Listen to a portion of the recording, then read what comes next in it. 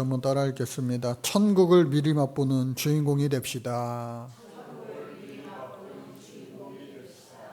우리 옆에 있는 분들 또 앞뒤로 있는 분들과 한번 인사할게요. 천국을 미리 맛보는 주인공 되시기 바랍니다. 며칠 전에 제가 식당에 갔습니다. 어느 식당에 갔는데 서빙하는 그 젊은 남자친구가 있어요. 승원이 정도 됐을려나요? 예, 아주 열심히 부지런하게 또 성실하게 보이기도 하고 또 표정이 밝은 표정으로 이렇게 잘 하더라고요. 근데 식당 주인 아주머니가 그 친구를 부르는데 이름이 꾸잉꾸잉 그래요. 우리나라 냉장고에도 꾸잉이라고 하는 그런 브랜드가 있는 것 같은데 그래서 제가 해외에서 온 친구예요? 했더니 베트남 청년이라고 그러더라고요. 그래서 이 동네에는 외국에서 온 친구들이 많네요. 특히나 젊은 친구들이. 그랬더니 사람을 구하기가 힘든데 해외 그런 청년들, 남자 여자, 유학생인 것 같기도 하고요. 그 친구들이 많이 이렇게 일을 하는 모습을 예전에도 봤는데 이번에도 또 봤어요. 그러면서 하시는 말씀이 그마저도 구하기가 힘들어요. 그러시더라고요. 우리 동네에서도 여러분들 종종 이렇게 백인들도 보고 또 흑인도 보고 또 중동 사람 같은 분들도 보고 또 동남아 또 중국 교포 또 중국 분들 심심치 않게 이제 보입니다. 잠실만 나가도 많죠. 관광객들도 있고 또 체류자 이곳에 사는 분들도 있을 거예요. 저 어렸을 때만 해도 외국인 한 명 보면은 참 신기하고 놀랍다 그런 생각이 들고도 하였는데 어느 순간 이제 많아진 것 같아요. 실제로 어느 나라든지 외국인 비율이 5%가 넘어서면은 정의하기를 다민족 국가라고 정의한다고 합니다. 반대로 예수 믿는 사람들이 5%가 안 될 경우에는 그 종족을 미전도 종족이다라고 정의합니다. 그러니까 이 5%가 많은 것 같기도 하고 또 별로 안 되는 것 같기도 하지만 아주 큰 그러한 정의를 내릴 수 있는 그 퍼센트 5%라고 하는 거예요. 그런데 우리 대한민국 사람들이 예수 믿는 사람들이 과연 몇 프로나 될까? 예전에 과거에 한창 막 교회 열심히 다니고 예수 믿는 사람들이 많을 때에 한창 이 한국교회가 부흥하고 성장하고 할 때에 약 4분의 1 정도, 25% 정도, 4명 중에 1명은 예수 믿는 사람이다, 교회 다닌다 그런 통계도 있었어요. 그런데 그거는 너무 과하다 하면서 어느 순간 20% 그래도 10명 중에 2명은 예수 믿는다. 5분의 1 정도는 된다. 라고 했는데 21세기가 들어서면서부터 계속해서 그 비율이 줄어들기 시작하는 거예요. 이제는 10%밖에 안 될 것이다. 1000만은 무슨 1000만이냐. 800만 또 심지어 거기에 껴있는 이단 교회들, 사이비, 기독교를 표방한 사이비 그런 거 다 빼면 한 600만 정통교인들은 600만 정도 될까? 그렇게 아주 보수적으로 접근하기도 합니다. 그러니까 정말 5천만 인구 6천만이 좀 안 되니까 이거 10분의 1 정도 되지 않냐? 10%밖에 되지 않냐? 그런 얘기가 나오기 시작하는 거예요. 또 앞으로의 전망은 이보다도 좀 어두워요. 트렌드 코리아, 대한민국 코리아 그 김난도 교수가 그 책을 매년 발간한 지가 이맘때 10월 달쯤 되면은 책이 나오곤 하는데 많은 인기를 끌었죠. 그래서 수년 전서부터 한국 교회도 한국교회 트렌드 해가지고 10가지 그런 트렌드를 소개해요. 그리고 대안도 좀 모색해보고 지금 한 해 동안 우리 교회가 어땠는가 되짚어보기도 하고요. 그런데 그곳에서도 역시나 마찬가지로 썩 밝지는 않습니다. 그럼에도 불구하고 어두울수록 더욱더 작은 빛도 빛이 더 환하게 비추는 것처럼 저와 여러분들은 나는 세상의 빛이다. 아시는 분들은 지금 목사님 무슨 얘기하나 아시는 분들은 고개를 끄덕끄덕하고 아멘을 하시는데 나는 세상의 빛이다. 예. 예. 그 다음 날은 나는 세상의 소금입니다. 그리고 세 번째 날 나는 하나님의 자녀입니다.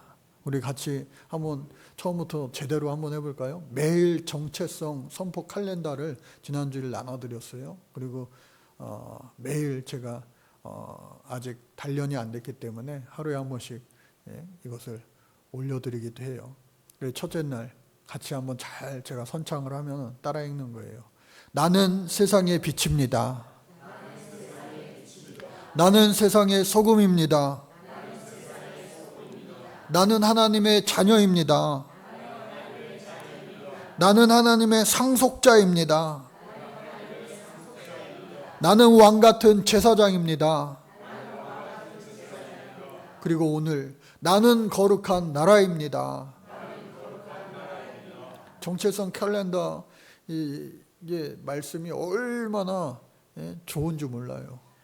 하루에 10번 이상씩 제가 선포하라고 했는데 여러분들 늦지 않았습니다. 쭉 해서 30일 이번 한 달 해보세요. 그리고 한 달 지나 2달 지나 3달 지나 1년 지나 2년 지나 우리에게 놀라운 변화는 일어나고 또 변화로 인하여 놀라운 하나님의 권능이 임하고 또 축복이 될 줄로 믿습니다. 벌써요 우리 교회 말고 다른 교회에서 이거를 임상실험을 마쳤기 때문에 제가 그렇구나. 그러면은 안 할 이유가 없지. 그 좋은 것을 우리도 늦은 것이 아니라 이제로부터 알았으니 9월 달에 제가 배워왔고 10월 달부터 즉시 실천한 거예요. 그 교회에다가 전화해서 달라기도 하고 목사님한테 이메일 보내서 달라기도 하고 그래서 제가 받은 거예요. 우편으로. 그리고 이메일로도 받고 그래서 이 좋은 것을 빨리 하루라도 시작하려고 10월 1일부터 시작했는데 여러분들 이것에 좋은 본보기가 되고 열매가 되고 간증이 있기를 주님 이름으로 축복합니다. 갈수록 믿지 않는 사람들이 우리 주변에 많다는 거예요. 특별히 학생들 여러분들의 자녀들은 어떻습니까? 여러분들의 조카들 생각해 보세요. 예수 잘 믿습니까? 여러분들 손자 손녀들 예수 잘 믿습니까? 어른 세대들보다 그렇지 못한 아이들이 태반이에요. 교회 안 다니는 애들이 태반이에요. 장로님 권사님 자녀들 중에도 그냥 교회 이름만 올려놨지 실제로 안 오는 사람들이 많다고 하는 거예요. 이러한 때에 아이들이 하나님에게 속하지 않고 세상에 속해 살아가는 그 세속화에 물들어 살아가는 그러한 시대를 이미 우리가 살아가고 있는데 여러분 저와 여러분들은 이 땅에 두 발을 딛고 세상 사람들과 똑같이 살아가는 것 같지만 저와 여러분들은 땅에 속한 사람이 아니라 우리는 하늘에 속한 사람인 줄로 믿습니다. 하늘에 속한 사람이에요. 천국에 이미 우리는 속한 사람인 줄로 믿습니다. 한스 크리스티안 안데르센 유명한 작가죠. 이 사람이 쓴 1843년에 쓴 책 미운 오리 새끼 다 아시죠 여러분들? 그 미운 오리 새끼가 하나 있었는데 아니 이 가족의 형제들 자매들 보니까 나랑 틀린 거예요. 그러니까 나를 놀립니다. 넌 왜 이렇게 우리랑 틀리냐? 이상하다. 그리고 그 어머니 그 오리마저도 너는 도대체 항상 혼자 외톨이가 되는 거예요. 근데 나중에 저 멀리 호숫가에 멋진 백조들의 무리를 난생 처음 발견하게 됩니다.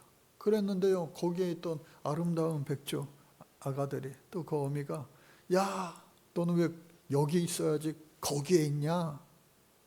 너는 오리가 아니고 아름다운 백조야. 그러고 보니까 나랑 똑같은 머리들은 이곳에 있네요 하면서 광명을 찾은 거예요. 미운 오리 새끼가 아니라 그의 정체성은요, 아름다운 백조였던 거예요. 오늘 저와 여러분들도 이 어두운 세상 가운데 빛을 비추며 살아가려고 하니까 너무나 어렵고 힘들 때가 많아요. 그러나 여러분들 염려하지 마세요. 걱정하지 마세요. 때가 이름에 하나님께서 우리를 높여주시고 축복해 주셔서 너는 세상에 속한 사람 아니야. 너는 나에게 속한 사람, 하늘에 속한 사람이야 하면서 우리를 그 여호와의 날에, 한번 따라 볼까요? 여호와의 날에 우리를 아름답게 해 주실 줄로 믿습니다. 우뚝 세워주신다는 거예요. 그때가 이르기까지 그저 우리는 해야 될 게 뭐냐? 성실하게 부지런히 하나님을 찾고 또 찾는 겁니다.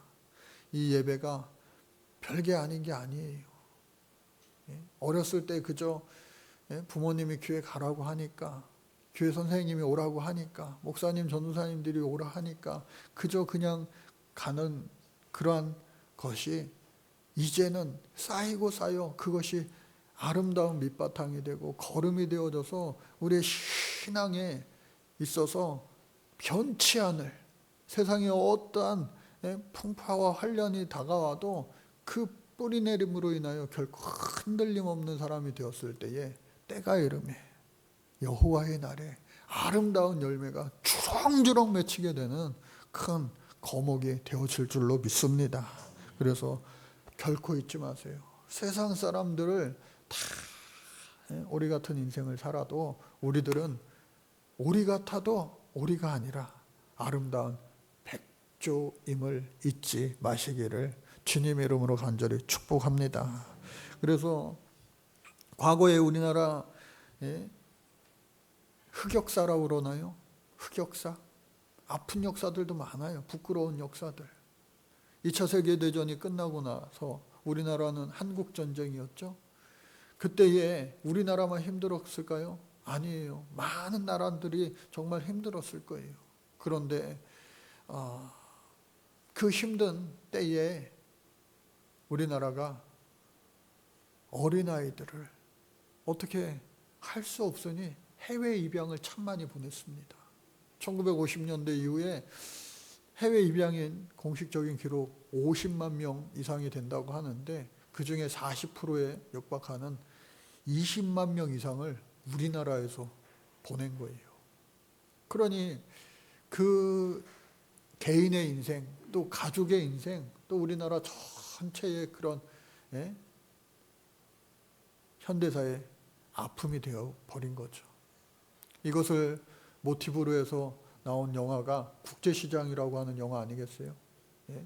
덕수라고 나오는 황정민이가 또 흥남부두 철수할 때에 잃어버린 여동생 꽃분이네로 와, 꽃분이네, 꽃분아 하면서 울며 절규하던 그 만남의 그 장면들 여러분들 다 기억하실 거예요. 그러나 이제 서서히 이러면 안 되겠다. 해외 입양 보내는 거 줄이자. 세상에서 세계 1등, 무조건 1등 좋은 게 아니라 그 내용이 좋아야지 1등이 좋은 거지. 나쁜 걸로 1등하면 뭐가 좋아요. 그러니 그러한 일들을 줄이자 해서 1등은 아니지만 아직도 우리가 순위권 안에 들어가는 그런 나라이기도 합니다. 부끄러운 역사죠. 그런데 오늘 성경 말씀에 보니까 좋은 것에 1등을 하기 위하여 다름질하는 사람들이 있었어요. 오늘 저와 여러분들도 좋은 것에 1등할 수 있는, 다름질할 수 있는 사람들이 되어야 될 텐데 예수님이 지난주일 죽으셨어요. 예수님이 죽은 시간이 오후 3시라고 했습니다. 오후 3시에 십자가상에서 숨을 거두셨어요. 그런데 유대인의 이 시간 문화는 뭐냐? 오후 6시가 되면은 날이 바뀌는 겁니다. 우리는 보통 아침에 해가 뜨면은 아침에 잠자고 일어나면은 하루를 시작하잖아요. 그런데 이 유대인 중동 문화권은요, 어떻게 해요? 밤 6시가 하루가 바뀌는 시간이에요. 그들의 문화는. 그러니 오후 3시에 예수님께서 금요일 날 죽으셨어요. 그런데 오후 6시간, 3시간 후가 되면은요, 토요일 날로 바뀌는 거예요. 토요일에는 이 유대인들에게는요, 아무 일도 할 수 없는 거룩하게 지켜야 되는 안식일, 말 그대로 일하면 안 되는 날이에요. 온전히 하나님 앞에 예배하는 그러한 날입니다. 근데 예수님이 오후 3시에 돌아가셨으니 오후 6시, 3시간 동안 여러분 장례를 할 수 있습니까? 오늘날에도 여러분 장례가 나면요, 예? 요즘에 갑자기 추워지고 나서 장례가 제 주위에도 부고장이 많이 날라왔습니다. 직접 연락하는 사람 거의 없어요. 다 상조 서비스 회사를 통해서, 예? 그 정신없는 혼란스럽고 슬픔에 가득 찬 그 유가족들을 대신해서 다 대신합니다. 무슨 경황이 있겠어요? 그래서 뭐, 예? 팬데믹 이후에 뭐 화장장 구하기도 힘들고 어렵고 막 별의별 그런 일들을 결정해야 되잖아요. 예수님 3시에 돌아가시고 나서 이 6시간, 3시간 동안 이 여자들이 끝까지 예수님 곁을 지켰던 이 어머니 마리아를 비롯하여 막달라 마리아, 살로메, 또 여러 요한나 뭐 여러 여인들은 정말 얼음이 돼가지고 아무것도 못했어요. 그러니 사도 요한이 그들을 이렇게 보필해야만 했어요. 그때에 하나님의 사람, 숨어있던 제자들, 숨어있던 제자들 누구요? 아르마대 사람 요셉과 또 니고데모가 예수님을 위하여 무덤을 또 장례를 다 그 짧은 시간 동안 3시간 안에 완벽하게 끝냈어요. 그리고 나서 시간이 지나 안식일이 지나 이제 여인들이 막달라 마리아, 요한복음에는 막달라 마리아만 나오지만 다른 복음서에 보면은 막달라 마리아 혼자 간 것이 아니라 함께 했던 모든 여인들이 함께 갔다라고 하는 것을 알 수가 있습니다. 그 말씀이 있는데 그곳에 함께 갔던 여인들 있었지만 이 가장 먼저 도착한 이는 막달라 마리아일 거예요. 왜냐하면은 막달라 마리아가 제일 젊었어요.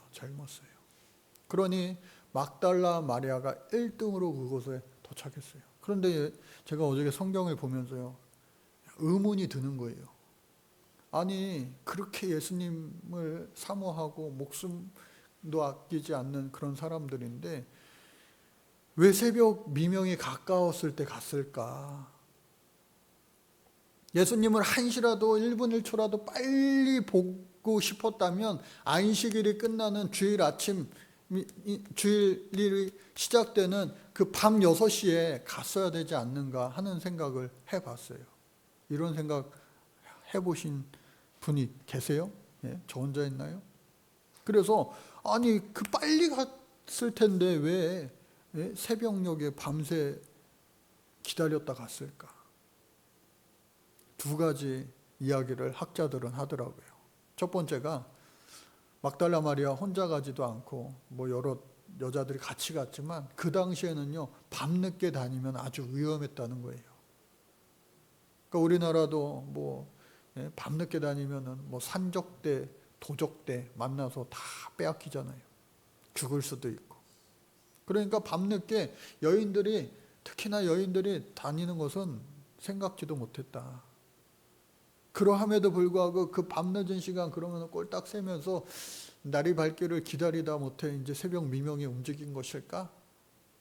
그런 생각도 할 수 있는데 거기에 더해서 이들은 안식일이 시작되어 아무것도 할 수 없었던 그 일, 예수님 앞에 가지 못했던 이유, 두려움과 떨림과 뭐 그러한 것도 있었지만 황당한 것 당황스러운 것, 그런 것도 있었지만 예수님을 만나러 가는 것은 이제는 산 예수님을 만나러 가는 것이 아니라 죽은 예수님을 만나러 가는 거기 때문에 예수님을 위한 장례 준비를 해 가야만 했던 거예요.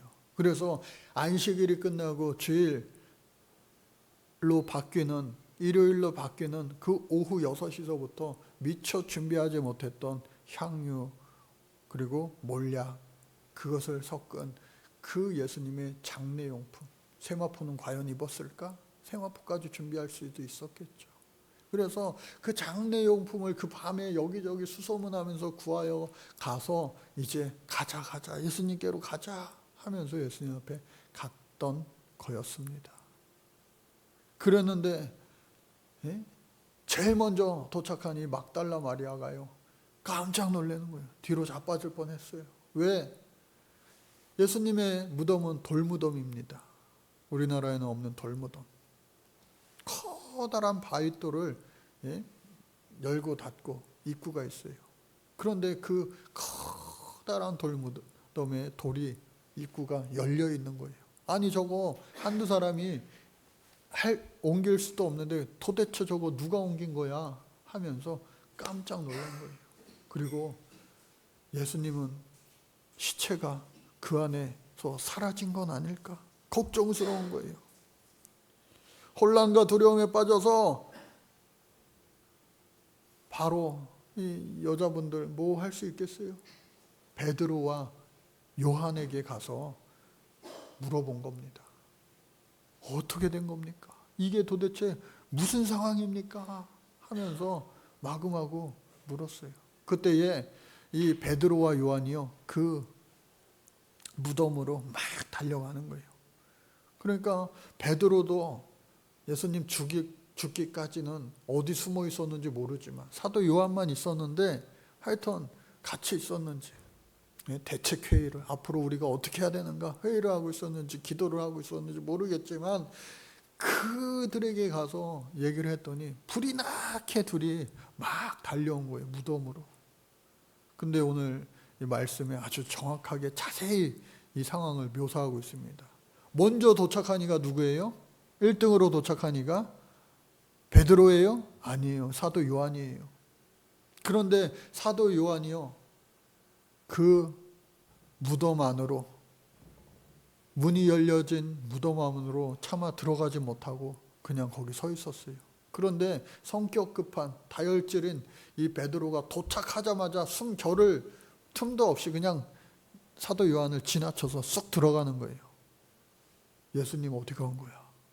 예수님 계셔 안 계셔? 왜 열려 있어? 온갖 생각을 가지고 아마 들어갔을 거예요. 그리고 이어서 사도 요한도, 베드로가 들어가니 이 요한도 들어갔다. 그러니 그 무덤에 처음 왔던 사람은 막달라 마리아 또 여인들이었지만 그 무덤 안으로 정작 들어간 처음 사람은 누구다? 베드로다. 그리고 사도 요한이 두 번째다 라고 하는 것을 알 수가 있어요. 아니 목사님, 그 무덤 안에 들어간 거, 처음 들어간 거 그게 그렇게 중요합니까? 저는요 이 성경 말씀을 계속해서 보면서 묵상하면서 그게 막 계속 생각이 되었어요. 중요하겠다. 그러면서 마태복음 11장 12절 말씀이 생각났어요. 마태복음 11장 12절 말씀 같이 한번 읽어볼까요? 시작. 세례 요한의 때부터 지금까지 천국은 침노를 당하나니 침노하는 자는 빼앗느니라. 여러분 누가 1등 하느냐 그거 중요해요 안 중요해요? 안 중요하세요? 여러분 양보는 다 다른 거는 양보해도요, 여러분 정말로 양보하지 못할 것은 내가 천국 가는 거. 천국 가는 것은요 양보하면 결코 안 되잖아요. 그래서 내가 어느 것에 가치를 두고 살아가는 거. 다른 거 다 양보해도 내가 이것만은 남들에게 양보할 수 없어 하는 것이 우리에게는 있어야 되는데 바로 천국 가는 겁니다. 야, 네가 천국 가 그럼 나 대신 천국 가. 나는 천국 안 가도 그만이야. 그럴 수가 없다는 거예요. 저나 신학교 때 재미난 수업 시간에 일이 있었는데 무슨 이야기를 했었느냐? 우리나라 처음 약 150년 가까이 되죠, 이제. 우리나라 처음 이제 기독교가 들어왔을 때에 저 인천 재물포항을 통해서 감리교 선교사 부부, 아펜젤러 선교사 부부와 또 장로교 선교사, 언더우드 선교사가 3명이서 들어왔어요. 그 배를 타고 들어왔는데 그 배에서 누가 이 당시에 대한민국 조선 땅을 첫 발을 내디뎠느냐 하는 이야기가 시작이 된 거예요. 여러분, 누가 먼저, 그 셋 중에 누가 먼저 이 조선의 첫 발을 내디뎠을 것 같아요? 그거에 따라서 이 대한민국의 조선의 기독교 회사가 바뀌는 거예요. 감리교가 먼저 들어왔느냐, 아니면은 장로교회가 먼저 들어왔느냐, 어느 교회가 먼저 들어왔느냐. 그러니까 우리 감리교 사람들끼리만 있으니까 감신해서 감리교가 먼저 들어왔을 것이다. 한 배를 타고 왔지만 첫 발을 디딘 것은 아펜젤러 선교사 부부였을 것이다 라고 이야기들을 많이 해요. 왜냐하면 레이디 퍼스트, 미국 서양 사람들은 여자 먼저, 레이디 퍼스트니까 이 여자 먼저 남자들이 내려갈 수 있게 위에서 손을 잡아주고 이렇게 첫 발을 내딛게 했을 것이다. 당시에 이 아펜젤러 선교사 부인은요, 임신 중이었어요. 임신 중.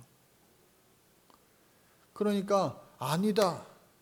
임신 중인 여인을 아무리 레이디 퍼스트라 하더라도 이 배에서 먼저 내리게 할 수가 있겠느냐. 남편이 먼저 내려서 이렇게 배에서 내리는 것을 도와주었을 것이다.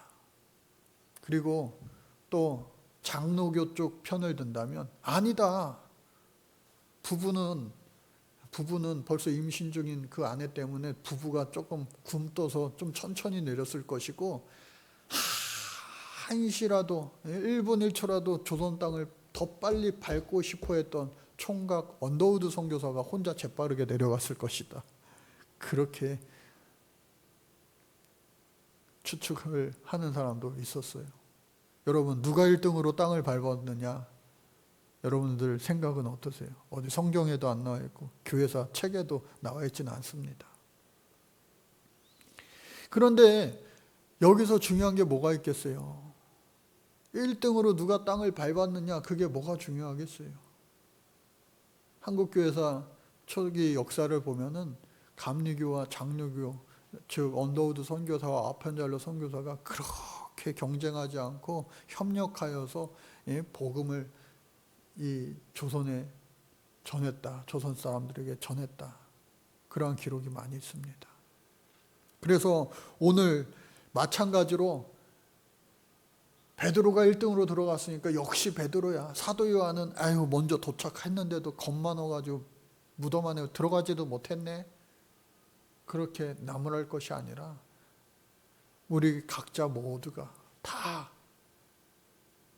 하나님으로부터 받은 은사와 달란트가 다른지언데 그것을 가지고 누가 1등이냐 2등이냐 했던 그 제자들, 예수님 죽기 전까지, 직전까지 그거 갖다 싸웠던 거 아니에요?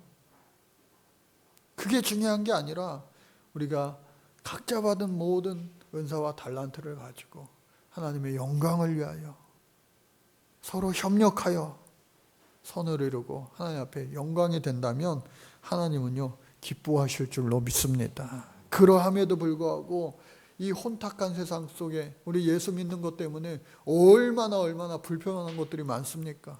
중고등학교 시절서부터 또 대학 가면 MT 가면은 바로 처음 나오는 게 그거 아니에요? 야, 술 먹어. 왜 교회 다니자고 술 못 먹냐? 성경에 술 먹지 말라고 써져 있냐? 회사 가서도 마찬가지 아니에요? 비단 술 문제뿐만 아니라 여러 가지 문제들이 우리가 부딪힐 때 있잖아요. 신앙과 관련해서. 그러나 그런 부딪힘이 결코 우리가 미운 우리 새끼가 아니라 우리는 하나님 앞에 속한 하나님의 형상을 닮은 아름답고 멋진 백조임을, 우리의 정체성을 확인하시고 아시고 또 매일매일 선포함으로 말미암아 권능이, 주의 권능이 나에게 임할 수 있기를 주님 이름으로 간절히 축복합니다. 그래서 천국은 침노를 당하나니 침노하는 자는 빼앗느니라. 침노한다라고 하는 건 뭐예요? 공격한다라는 거예요. 그래서 천국이 계속해서 공격을 당합니다. 악에게, 사단에게. 얼마나 세례 요한이 핍박당하면서 결국 목이 잘려 죽지 않았어요. 예수님도 십자가에 달려 죽지 않았어요. 오늘 저와 여러분들도요, 마치 초대교회처럼 예수 믿는 것 때문에 세상으로부터 칭찬받고 존경받는 시대가 이제는 끝이 났고, 오히려 예수 믿는 것 때문에 조롱당하고 핍박당하는 시대로 오늘 우리 살고 있는 거 아니겠어요? 그러나 가만히 생각해 보면 예수님 죽고 그 제자들과 그 예수의 무리들, 그 사람들은요, 원래서부터 죽기를 각오하고 예수님을 믿었던 사람들이다. 그런데 더 놀라운 거 뭐냐?